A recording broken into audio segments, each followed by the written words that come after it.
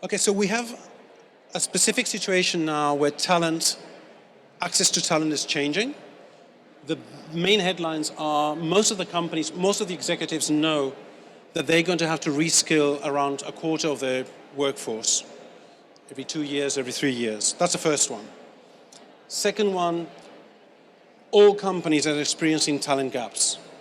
And it's aggravated by the fact that now new technologies are coming in. The digital transformation has very fast, very short technology cycles. Real experience is hard to get, and it's hard to build within the company, right? So training is a long way forward. It takes a while to train, so you need to build up those training plans. Hiring people is required, but there's a huge demand out there of the same type of profiles, right? So many of these roles are difficult to hire. Because of this, the access to talent is now changing. New players are coming in the market. Talent platforms, digital platforms that serve the talent sourcing, the talent management, the talent acquisition, are key pieces of technology, key services that are now appearing in the last few years. And what they do really well is that they allow you to find talent anywhere in the world. They're usually global platforms, which now, especially after COVID, it's amplified. We can actually access any talent we want at many different price points, in any part of the world. The second one is we need to match this talent in a very accurate way. So we need to know what are we serving, so we are able to pinpoint the right talent and match it to the right opportunity. So there's technology around this that we can talk about after that allows us to do that.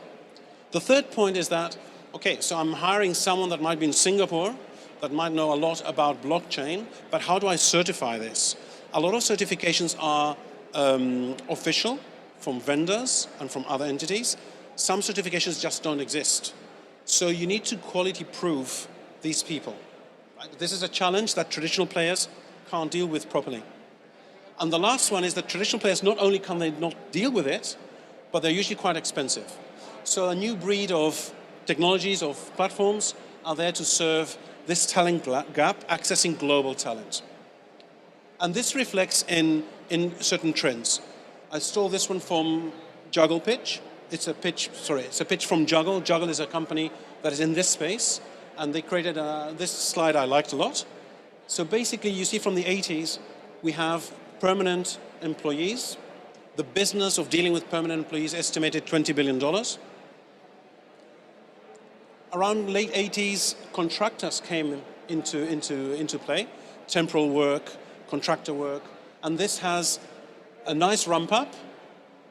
Big business, 126 billion, all in all, across all categories.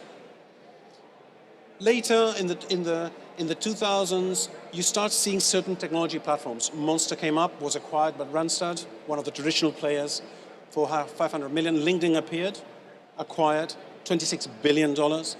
And then in the 2000s, late 2000s now, we're starting to get a new breed of companies that are digitally native, right? So we have Hired, Series C valuation, 200 million, still very small companies, and a myriad of other players. Comatch, Upwork, Juggle, Catalant, Talmix, us, Outvise. So this is the play we're up to. Today it's estimated around a 46 billion size of the market and growing. What is happening is that technology is now enabling a breakup of the value chain in terms of talent management and talent acquisition. So we're finding a lot of specialized players that play full parts of the value chain or small parts of the value chain. So if we see here the evolution, the traditional agencies, then we started with posting boards, then we had the big professional networks, LinkedIn basically, Xing in Germany. Then we have horizontal marketplaces, generalist marketplaces, and then a new breed of talent management solutions appeared. So we have things like boot camps. These are companies that basically focus on upskilling people, offline or online. In this case, it's technology, coding.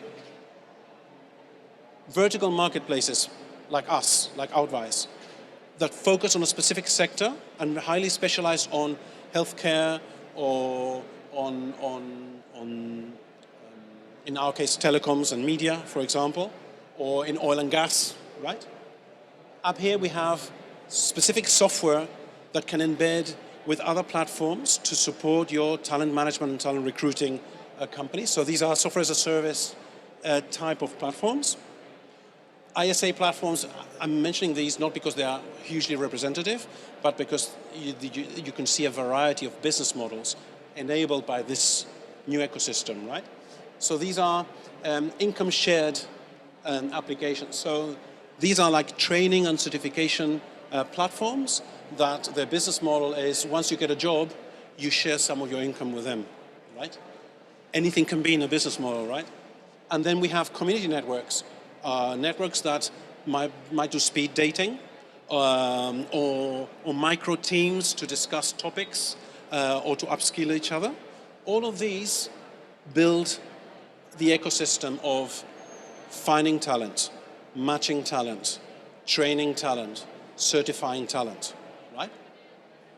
And another trend we are seeing is that the marketplaces, the talent marketplaces, a few years back were focused on just matching.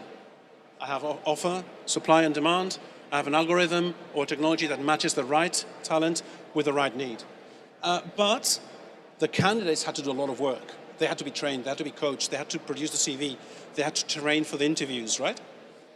And the companies also had to do a lot of stuff, right? They had to certify, they had to interview, they had to configure the platforms. Now the trend is changing. Obviously, as we specialize, we need to increase our value.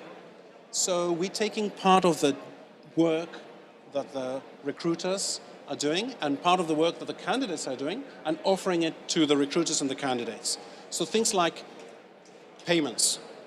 If I have a person that is working on a contract basis, I can pay this person. I get paid by the client, but I intermediate in the payment, for example. I can provide insurances, healthcare, or for accidents, right? I can set up collaboration tools to set up a team of people that might be anywhere in the world, right? Like Teams, for example. I can embed produce a community. If I'm highly specialized, I might want a community of telecom experts, for example, which is what we are aiming at. I want to vet the people. Are they good enough? How am I going to do that, right? I might even want to train people in doing certain things, right? In being good at certain skills, hard skills like data science, or soft skills, how to sell better, right? Matching, of course, and discovery, helping people find clients or clients find those experts. So this is a clear trend that marketplaces are now riding. And it's created a whole ecosystem. So all these steps, training, vetting, credentials, the discovery, interview preparation, setting up a community, setting up collaboration tools, applicant tracking systems, which is the software that allows a company to screen people, shortlist people, propose people, and accept people. That process is the applicant tracking tool. And insurance or financial services or credit or loans, all of this are parts of the value chain that talent management might require. And there's a number of players there that are appearing. Now, depending if you're more generalist or more regionally focused on one place or another, these players might be useful or not. Otherwise, you have to make it on your own, right? But that is definitely a trend. The technologies and this new type of businesses have created an ecosystem and are creating an ecosystem that is growing every year. And as a result, we see what's the so what in terms of valuation and in terms of what happened through COVID. So we see traditional recruiters, they usually have a multiplying factor of about one in terms of the revenues. So they're valued at one whatever the revenue of Adecco is, right? Huge companies, but still valuations at one. The new breed, we don't have so many examples. Some of them are listed. Most of them are not, are just round A's and round B's and round C's valuations. The multiples are going anything from 5 to 30, 32. And actually in the last few months, they've increased. Why? The COVID effect. The COVID effect is forecasting a greater demand of talent globally. So these platforms are really well suited to match you and connect you with global demand. So you can see before COVID, that's the type of the performance of their shares. Pretty stable, some of them decreasing, some of them flat or slightly increasing. We had a big dip the first 3 months last year. As soon as companies started to realize that we can work remotely, we can work in a collaborative way, boom, those shares started to spike. And that leads to these type of multiplier valuations. So it's a good space to be in. It's a growing trend. There's a real need. There's an ecosystem building up, and the valuations seem to be in favor. So what are we doing, Outvise specifically? We're a platform, a marketplace of experts around technology, media, and telecoms, specifically telecoms. We've built a platform that has around 800 skills. So every single person in our platform is profiled around 800 skills. We can match and submit vetted candidates that are available for that project within the conditions that you have specified in 48 hours. Based in Barcelona. Main markets for us are Germany, UK, Middle East, also Africa. We have 30,000 experts in our network. We are operating in over 30 countries, so experts are delivering work across 30 countries. And we have quite a multinational set of shareholders. In our case, we had a seed round and a pre-A round. Now, next time, we're going to be looking for an A round. And we come from the consulting background, management consulting. So I'm a telecom engineer by education, in my university years. But then most of 70% of my years have been in management consulting in telecom, Europe, Middle East, Africa, and then also in the industry, telecom and media. And we managed 3 exits in the past. So this is what we're building, how we differentiate and how we add value. First of all, we have an industry focus. We don't know about healthcare, but we do know about telecoms and media. So we're going to build a technology around this vertical. This means certain processes. This means certain skills that are mapped. This means certain killer questions to vet and certify. This means an ecosystem of people, a community that is focused on this vertical and that can help us produce good content, good output. By doing this, we are very relevant to our clients. So if one of our clients goes to a general marketplace, the chances are that we're going in 24 hours, 48 hours, we're going to deliver the real type of candidates. Other platforms will not be able to do that. We are engaging with our network beyond the matching. So as I said before, we are moving into a community, into collaboration. So we do things together with our experts. We co-create content. We jointly produce webinars. We have specific experts that help vet other experts. We share references. All this we're building through this community, and it's easier for us because we're focused on a vertical, on a specific industry. So people know each other, they go from one company to the other, it's easier, right? And we are focusing on a higher value type of engagement. On average, people that work in our platform charge anything from 300 to 900 euros per day. We have people that go beyond the 1,200. But typically our average is from 300, depends on the markets, 300 to 800. So this is how we're positioned. Highly skilled, very focused on a vertical, so high value, and technology focused, so specialized in digital and tech.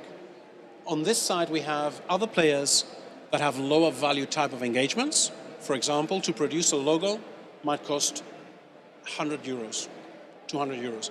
A translation might cost 80 euros, 100 euros, right? And we have programmers, project managers, programmers. These are specialized in technology, but lower value. Then we have a myriad of high value platforms, but not industry specific. Management consulting, technology in general across all verticals, huge company in the US, they're listed. Talmix, focused on private equity, supporting private equity firms. On this side, we have generals, general people, but in a lower value, so not programmers. Here we have a bit of everything. A designer, a translator, a legal counselor, many different types of roles. So we built a platform that has two sides. It's a marketplace. Clients can register, post needs, and can access the network, posting questions. The network will answer to those questions. On this side, we have experts that have a profile. Their profiles are strengthened by vetting, by references, by former old projects that had good feedback. And then we have a matching system where people can apply to different opportunities. And in the application, there's a whole process. You can answer certain questions. You can provide projects that you can use as a showcase, and you can put your own pitch in there. All this happens in 48 hours. We have management consultants, people that come from top management consulting firms, specific subject matter experts, interim managers, and we're starting to set up teams now. How we do this? It's a mix of technology. We have algorithms that are focused on matching based on past experience and skills. And then we use our network, what we call scouts, to interview and vet experts. So we use both to strengthen the profile of our experts. This is a list of clients we have. We're working for consulting firms, media companies, telco, Fiverr specific, and overall technology. Consulting firms is it's an interesting case. Consulting firms cannot operate if they don't have people that are billed a minimum time, 70% of the time, 60% capacity. If they go beyond that, below that, they struggle with their financials. They have big salaries, they have quite a heavy infrastructure, and that's typically the ratio that they use, 60-70% billing. If you have an expert on data centers, how many times can you sell an expert on data centers to your clients, right? So it's not very cost efficient. So then they come to us for specific experts. They might also come to us if they don't have the people in the region where they want to operate. So they need somebody in Vietnam that is an ex-management consultant to be part of the team. Okay, in this case, if they don't have those people, we can help out. Mix, we have C-levels, management consultants, project managers and specialists across all areas, commercial, technology, and corporate areas. Corporate areas are HR, procurement, M&A, strategy, business excellence. Commercial are obviously marketing, sales, product, customer service. And tech is anything to do with the tech management, architecture, project management. We don't do field engineers, which require local presence and are lower value, and we don't do coders. Sectors, main sectors, telecom, digital technologies, ICT, so technology, and media. The rest, we do have some others, but it's not our focus. But some people have multiple industry experience. And then our focus is Europe, Africa, Middle East mainly, and others, based on how we focused. The resources we have, we started with our core countries and we build upon that. The point I'm making here is that talent marketplaces are becoming very verticalized. Specialization reflects in the type of people that are in those marketplaces and in the type of services that you can offer to those experts and your clients.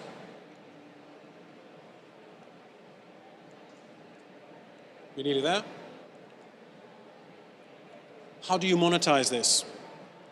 Today we're working on a freelancer basis and interim management. Sometimes we do executive search. 20% fees. So if a client pays 100, we keep 20, we pay 80 to the expert. That's how it works. On some occasions we might have a placement fee, and if they need advance payments for fees, there's a financial cost and a risk. We might add a 5% commission. This is how we make money. In the future, we could launch different types of schemes, depending if you want to do micro consulting per hours, for example, want to access market intelligence, you want to launch trainings, right? Or you want companies to advertise themselves. Depends on the volume, this might make sense and open up new revenue streams. And that's it. Basically how we interact with our clients. We use account managers and a network of partners and door openers. There's a self-service option. People can just register on our platform, post their needs, and then we serve them, and we create that traffic through inbound marketing mainly, organic positioning and paid positioning. In our case, paid positioning doesn't make any sense, so we stopped doing that. And growth hacking, targeting specific potential clients, and then bringing them on board and nurturing them. These are long selling cycles. This is a B2B business. And then we start to collaborate now with experts to do collaborative sales. So for example, if you think how a consulting firm works, you have a whole structure that is led by a partner commercially. A partner goes to a client and does a pitch. This pitch is put together by his team and maybe by knowledge management units and other partners that share experience. So you do this presentation, and then there's a long selling cycle until you gain the trust, and there's a real need, you end up selling. If you do this through a collaborative network, you break down this value chain into different steps that can be done with those experts. And most of the cases, these experts are very happy to do it for free, because if it's a win for them also, right? So we just need to coordinate efforts in a smart way. So for example, this Thursday we're doing a webinar around data science, and there's a data science expert, a freelancer, and there's two clients, one in Vodafone Spain, another one is ProSieben. This is this Thursday. So we create a communication tool, people register, people that are interested in data science, and after that, they might become clients. So this is a joint collaboration with clients and an expert. We might do free interviews. If you are considering, let's say, the setup of a new IoT service, Internet of Things service, and you want to talk to a product manager, but you don't know how to start, we connect you with a product manager. You have your chat, an hour, and if there's good stuff out there, and that ends up in a project, it's win-win for both. So there are many ways that we can collaborate in the selling cycle. Obviously, in the quality assurance cycle, we can also do it. That's why we have those scouts, and we have the feedback loops. So there are a number of things that we can disrupt from the consulting world into collaboration with a network of experts, which we are doing. And that's it. This is a little bit what I wanted to share about marketplaces and where we are today as a company and the industry at large. So yeah, if you have any questions, I'm very happy to answer those. You're welcome. Yep. Which side is the more challenging one? Which side is the more challenging one? Is it the client side or is it the supply side? Okay, so if you asked this question 2 years ago, I would say not sure. And every investor wants to know how we manage the supply and the demand side. What's the strategy? By far today, I'll tell you, it's the client side. The reason for this is that clients still need to understand that they can access individuals directly and not consulting firms. Consultants, freelancers know the business, right? This is a tool for them to find clients easier. Not easy, but easier. And it's a more B2C kind of approach. But clients, you need to convince them that it's a better option than going to McKinsey, for example, right? So that's more difficult. Plus, talent also you need to build trust. You're not going to hire a high-value consultant that easily, right? So it takes a longer time to build that trust. So now all the industry is educating the clients into making them aware that there's a new way to access talent and high-quality talent. Of course, we have certain tools like money-back guarantees or a trial period. We can do that, right? But definitely clients are more difficult because it's B2B and the selling cycles are long, right? But yeah. Any other, yeah? So when you say that you are, one of the most interesting graphs was the first one that you shown, in which you saw the amount of work done by the clients and by the companies looking for clients, and how now you're going beyond. So my question is, beyond specialization and beyond consulting firms, are you taking any more of these roles that they used to take, like when you say like payments, insurance, and all of this part? In our case? Yes. Okay, yes. In our case, we are. We do the payments, so we need a working capital. Lately clients are paying 30 days, but many clients pay 60 and 90, so there's a working capital issue. A freelancer might be able to manage 30 or 60 days, but it's not great, right? So we can advance, we can do payments, yes. We also do certain admin, contracts and timesheets we manage. So that's more on the admin side of things. On the matching, obviously, that's our core thing, we match. What we also do is the vetting. So we collect information to strengthen the profile of each of these candidates. So we only submit people that we are sure are going to work out well. And we do the vetting through former projects. We collect that information. Through references that they have supplied to us, we ask, are these guys good or not? If we do know them on the network, or if they come recommended by one of our experts that we know about, and we don't have enough information, we run a specific interview when we use those scouts. So in that sense, we are doing the vetting. In terms of training, we're not doing hard skills training yet, but we are doing soft skills. So we launched what we call Expert to Sell. It's a program that whoever wants to take part in can just subscribe for free. And we share tips, tools, and webinars around how to sell better in a B2B environment, right? So how to deliver a project well, how to manage your stakeholders and expectations, how to do your personal branding, how to use the different social media platforms for that personal branding. And actually, if they come in touch with us, if they share their ideas or form experiences, we can package this into an article or into a video, let's say a case study, and we push it through our network promoting that individual on the specific case study. So there's a multiple number of things that we are doing with our experts to promote them. And we need to do much more. Actually, if the next round works out well, we're going to start working out a social network for professionals in the telecom space, which will be much more dynamic. Today we don't have the real-time interaction across experts. We do have a forum. An expert can post a question, another expert reply, and we dynamize this forum, but it's not like a LinkedIn or Twitter feed. So this would be our next step, but of course we need people and money to do that. Yeah, but that's clearly the trend. Yep. Do you have exclusivity with your suppliers, with the freelancers? No, and that's another question that happens sometimes. It doesn't make any sense for us. Freelancers are freelancers. The advice I give to a freelancer is, first of all, nourish your network. That's where you're going to get your jobs, number one. And it takes time, and you need to do certain things well, and you need to promote yourself. They really don't put enough attention in managing their network. And then subscribe to platforms like us. The more platforms you have, the more opportunities you'll see. These are what we call very asymmetrical networks. So if you need someone that knows CRM deployment on Salesforce for Barcelona to start next month, I need to have 60 Salesforce specialists to find the one that will fit that requirement.